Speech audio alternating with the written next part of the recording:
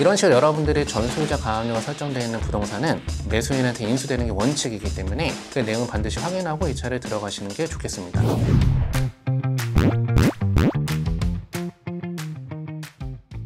자, 그 다음에 여러분들하고 가압류에 대한 권리 분석에 대해서 같이 공부해 보도록 하겠습니다. 이 가압류라고 하는 권리도 말소기준 권리로 들어가는 권리이기 때문에 언제나 소멸하는 권리로 볼 수가 있습니다. 말소기준 권리로 들어가는 권리들은 일찍 설정된다라고 하더라도 그 권리부터 소멸하기 때문에 언제나 말소되는 권리들이다, 이렇게 볼 수가 있거든요. 가압류에는 한 가지 예외가 있기 때문에 그 내용만 여러분들한테 설명드리고 넘어가도록 하겠습니다. 이 가압류 중에서도 전소유자 가압류라고 하는 거는 예외적으로 낙찰자한테 인수가 될 수가 있다는 내용입니다. 그 내용은 바로 뭐냐?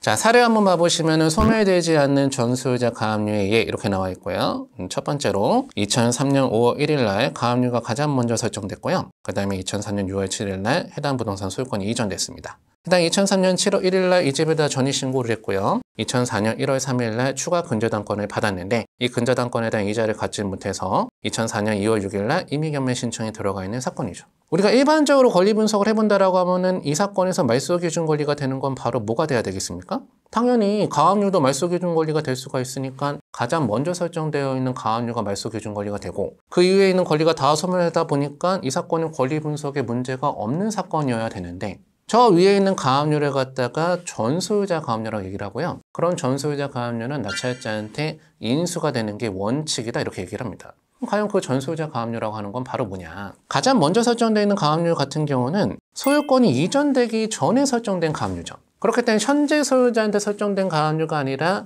전에 소유자한테 설정된 가압류라고 해서 전소유자 가압류다, 이렇게 부르는 겁니다. 우리나라 그 민사집행법 원칙이 어떻게 되어 있는가? 그런 전소유자 가압류는 말소기준 권리를 인정 안 해주고요. 낙찰자한테 인수되는 게 원칙이다, 이렇게 되어 있습니다. 그렇기 때문에 저 가압류는 가장 먼저 설정되어 있긴 하지만 말소기준 권리가 될 수가 없고 해당 사례에서 말소기준 권리가 되는 거는 밑에 설정되어 있는 근저당권이 말소기준 권리가 된다. 그렇기 때문에 저 위에 있는 전소유자 가압류는 낙찰자한테 인수가 되는 게 원칙이라는 겁니다. 이런 식으로 여러분들이 전소유자 가압류가 설정되어 있는 부동산은 그 전소유자 가압류 매수인한테 인수되는 게 원칙이기 때문에 그 내용을 반드시 확인하고 이 차를 들어가시는 게 좋겠습니다. 그 전소유자 가압류권자까지 배당에 참가시켜서 소멸시켜버리는 법원이 많거든요. 근데 그 전소유자 가압류를 낙찰자한테 인수시키는 법원들도 있기 때문에 반드시 매각물권 명세서를 꼼꼼하게 확인하고 이 차례 참가를 하셔야 되겠습니다. 근데 여러분들은요, 저런 전소유자 가압류라고 하는 게 있다라고 정도만 알고 계세요. 왜냐면은 여러분들 경매 실무하실 때는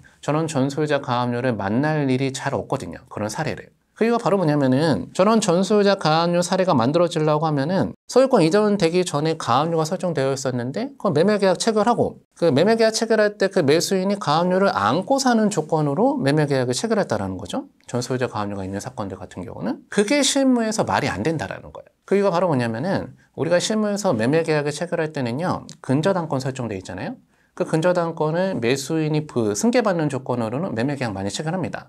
그 근저당권 내가 나중에 대신 갚아줄 테니까 그만큼 빼고 잔금 지불하겠다.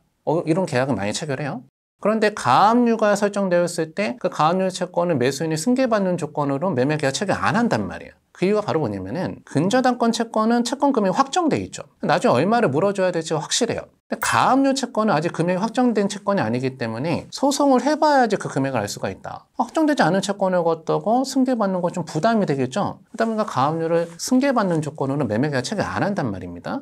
전소유자 가압류가 걸려있는 사건은 그렇기 때문에 여러분들이 쉽게 볼 수가 없어요. 저도 지금 한 15년 넘게 지금 경매하고 있지만 저도 거의 못 봤어요. 그렇기 때문에 이런 전소유자 가압류가 있다 정도만 알고 계세요. 근데 만약에 그런 전소유자 가압류가 있다라고 하더라도 소멸될 수가 있는 사유가 있다. 그건 바로 뭐냐? 두 번째, 소멸되는 전소유자 가압류의 예, 같이 한번 봐보시면은 2003년 5월 1일 날 근저당권이 먼저 설정됐고요. 그 다음 2003년 6월 9일 날 가압류가 설정됐고 이 상태로 소유권이 이전됐다라는 거죠. 즉, 가장 먼저 설정된 게 이번엔 가압류가 아니라 근저당권이 먼저 설정됐다.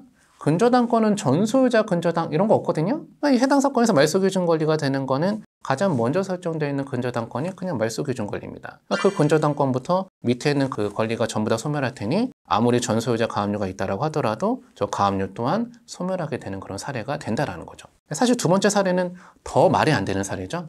근저당권하고 가압류를 그대로 인수하는 조건을 샀다라는 거기 때문에 두 번째 사례 같은 경우는 여러분이 더 구경하기가 쉽지가 않은 사례라는 거, 이 정도까지만 기억하고 계시면 좋을 것 같습니다.